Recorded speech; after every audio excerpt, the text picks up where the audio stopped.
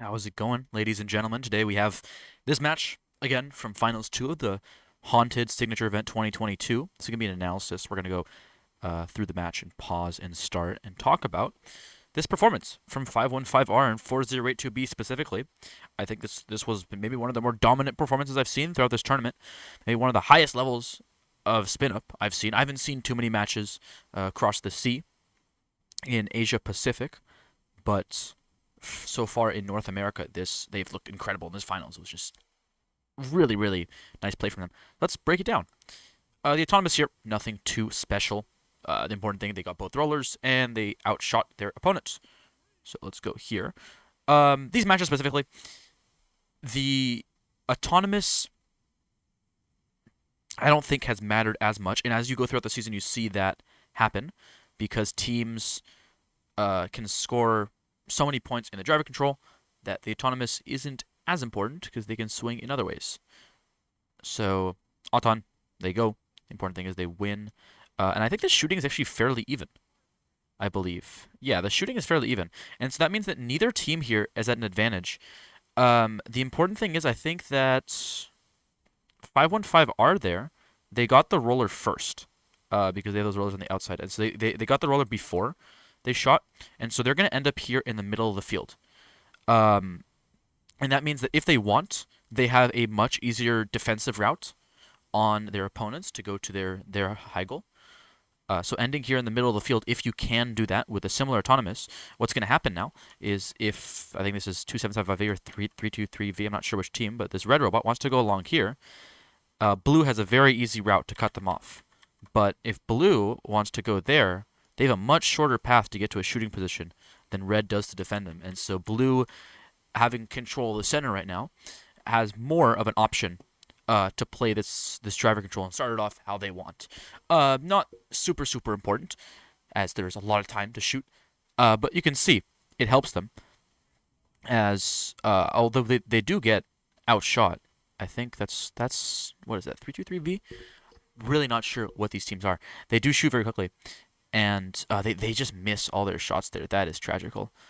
Look at this. How many volleys did this just completely go wide? I think this is just a little bit rushed. Like they just kind of rush their shots. You'll see, like even the really best teams, this position right here is super hard to shoot from because you're perpendicular to where you're standing, and in general you have a lot more leeway with your distance from the goal than you do from your rotation. You have to be like angled at just the right position. And when you're shooting from back there, you have a really good judge of your distance because you're looking at it side on, but you can't tell how you're rotated. And so if you watch here, I think their shots, yeah, their shots just go wide. Like they just fire and the shots hit the side of the post, bounce off and out. And so they just go wide.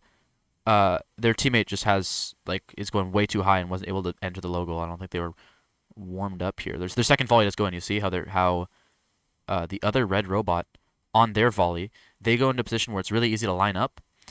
And also their flywheel, yeah, it's just tuned a little bit better. Like it was a little bit weaker there. I think this was a really ambitious shot from red to fire it from here that soon, from that far away, and didn't work out. So they missed all their shots. We'll see how blue responds. Ben, actually, 515R responds from going over there, and even him, when shooting from the hard position, from the far side entrance to the red logo, he misses two of his shots, and he only gets one in. You see that this one goes wide, other two. And that is because the goal's a little bit full, and it's hard to overfill. But you'll see, um, especially here in the later season, teams finish shooting very quickly. Like they're done shooting super quickly. And in this match specifically, blue elects to pretty much having 515R shoot for the entire game. I think they're confident that 515R can fill the goal on their own, and they find that I guess at some point you kind of get diminishing returns having both robots just on overfill because they kind of clash with each other while trying to overfill that. So they get the goal fairly full. I think 4082B maybe does one more round of shooting after they get all the rollers right here. So they get all the rollers. No, and I think 4082B doesn't even do any shooting now. They just go for defense. And so what they figure is like at this point, the goal's already fairly full, and you're pretty much overfilling it at this point. And so 408 just decides, okay, I'm just gonna go do rollers now. I'm gonna go defend too. Defending is very nice because you can force your opponents to also just like you can even if you get really good at defending, you can defend both robots. I know 408 has a really nice defensive play here, where they show kind of what you should be doing in defense. They go around here and they fight for the rollers a little bit. 408 is one of the best roller teams. We'll analyze the roller game later. But yeah, Ben right here making it really easy for him to shoot when he really needs to overfill that. Yoinking some of the match loads. And then 408 just being kind of annoying. They're trying to cut off the exits from the blue logo. They're just saying there, watch this. They were pretty much so the goal's filled up here. 408 they don't really need to be shooting because 515R's got this. The goal's so full, it's kind of redundant to have two robots shooting right now. So they just prowl around here in the blue logo for like a good 10 seconds. They just sit here and they try to do any defense they can and they wait. And just at the right moment, they miss that push right there, and they get into the relevant position. At just the right moment, when they see that, I think that's 323V is about to shoot, they run, and bang! They hit them right as their shots come out, and all their shots go wide of the goal. Watch that there. They go right there, and they hit him at the last second, because if you hit him at the last second, they've already started their volley, and they can't react that fast, especially when they're shooting here at an angle where it's very hard to judge the rotation. And so 408 just gives them a little push, and that tiny little push just completely throws them off their game and stops them from shooting there. Their push there is a little bit late, I think. Yeah, a little bit late. But you can see they've already denied 3 discs right there.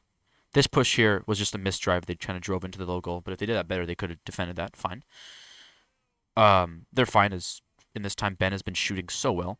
Again, making it easy for himself. Now he's transitioned to shooting pretty much exclusively from the near side. You can see here he grabs those discs and then he drives around to the near side just to make it easier for himself. And that just makes it so easy for him to aim when he's sitting there, right over on this side, and so he can easily judge the rotation of his robot. 408 just doing some more defense. Now 45 seconds left. So at this point, I think blue has decided they're done shooting because they've overfilled the goal and they've entered this 40 seconds left where they're kind of confident that red isn't going to be able to overfill this nicely. And so at this point, after those last 3 shots, they decide, let's just both go for rollers because they've been doing a good job throughout this game. And that's the thing about spin up. You have to juggle so many things, and it's kind of hard to analyze and say, at this section of the game, you should be doing this. This section of the game, you should be doing that. Because at the highest level, maybe in some lower level competitions, there are very definite, shooting portions of the game, more defensive portions, and there's a roller portion. But these teams, at the highest level, at the 408 515R level, they are doing everything. Here, even at the start, they just start by going for rollers and shooting and juggling shooting and rollers and defense all at the same time until they get here to the end, and it slowly, eventually collapses to just doing rollers because there's 3 main tasks you really need to do. You need to shoot, you need to deny your opponents from shooting, and you need to do rollers. And at this point, they're done shooting. Their opponents are done shooting, and so they decide, well, there's the last thing to do, rollers. And because they've done so well at juggling all their tasks, they've outshot their opponents, and they have rollers. And once you have rollers, and you're in a 1v1, it is so easy to at least possess 1 roller, which is all they really need to do here, as they're up on shooting.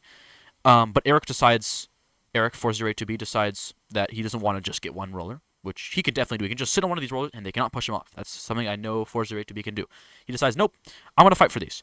So he starts trading. Watch right there. He goes on the inside of this trade. So he's trading your rollers. He's giving 323V a roller. And what he does is he's going to let them get the roller, but they're going to have to loop around each other. And since Eric is here on the inside, turning into this roller, T23V is going to have to go around him. And Eric is very, very confident that he's fast enough at driving to get this roller and be able to defend them. And he gets the roller very, very fast and then defends them by going on that inside of that trade. I think here, honestly, 323V should have not relented. Because right here, they are going to lose this. They're gonna lose this trade. They're not fast enough. 408 is always going to get to that roller fast enough. And so here, you don't want to drive away. You actually want to try to cut inside. You always want to try to cut inside on a roller trade, even if it just means being pressed up against the wall, because that's pinning. And then he gets called and he has to move away. And so they relent, and Eric Always. He just sits on the inside. He sits on the inside of the rollers and pushes them off. Right here, he loses the inside and he tries to get back at it. So he goes right back into the inside. Instead of trying to maybe loop around and do all these different pushing stuff, he gains the inside on this roller trade and bam. Now he is. Because I think of the rollers like a merry-go-round when you're doing trades. One person will rotate from there and the other person will rotate from there. One person has to rotate on the outside, and the other person has to rotate on the inside, and the inside person is always faster. And so Eric always sits on the inside of that merry-go-round, whichever way it's going. He always makes it go the way that he can be on the inside of. And I mean, with that, he just controls these rollers so well. His roller game is kind of incredible, to be honest. On the far corner, I mean, we can't really see it as well, so I'm not going to analyze that as much. But yeah, he's just sitting here, does this nice little loop, pushes them into the corner, makes their expansion mess up, and then expands. Really, really good game right there. From the shooting, where 515R was shooting for most of the game because their shooter's so good, and 408 just does a great job of juggling. They didn't really do too much shooting, but from shooting, getting rollers, and defending, they had some great defensive plays, denying, I know like at least probably 6 shots from red, which means they're now 6 shots ahead. And 515R, especially as that goal got more full and they got less confident in their shooting, made sure to go to the easy spots to shooting. Make sure they go to the near side right here where they can easily judge the rotation. You can see this is very, very easy, that line right there, to judge the rotation. And then at the end, on those roller trades, when they're trading rollers and they're each going to swap the rollers, 408 always making sure to stay on the inside of that trade and always put themselves pretty much in between their opponent. This is their opponent right here, and they would be in between the opponent and the corner, always. Because then, if the opponent tries to make a dash around, they can always grab this roller and make it to this roller fast enough, usually, if they're perfectly mechanical with their driving. And with that, they win every single roller, expand brilliantly, and 515R does a great job too in the other corner. You know, give him big credit, but I can't really analyze their roller play because they're in the far corner. And then 408 and 515R do take this match fairly well. Yeah, and just remember those things. Make sure you shoot from places that are easy for you to shoot. Make sure that if you are the robot that's not shooting, maybe if you want to do that kind of strategy with your alliance where you have a robot go off and defend after the goal is fairly full, make sure you're properly juggling, getting those rollers, because Eric had those rollers, 408 had those rollers, by the time that the 40-second mark hit, it was so much easier for them to go on the inside. They didn't have to make those runs. They didn't have to make those trades. And make sure, when you do those trades, make sure you don't let your opponent push you out and have both of those rollers. It's better just to sit on one of those rollers and fight for the roller instead of letting your opponent, instead of trading and just doing a trade you know you're going to lose, where you're just going to be slower to the second one and they can get both. And then you'll win all your games, obviously, if you have as good robots as these guys. These guys have really good robots and really good driving. But yeah, that's what spin up looks like at the highest level right now.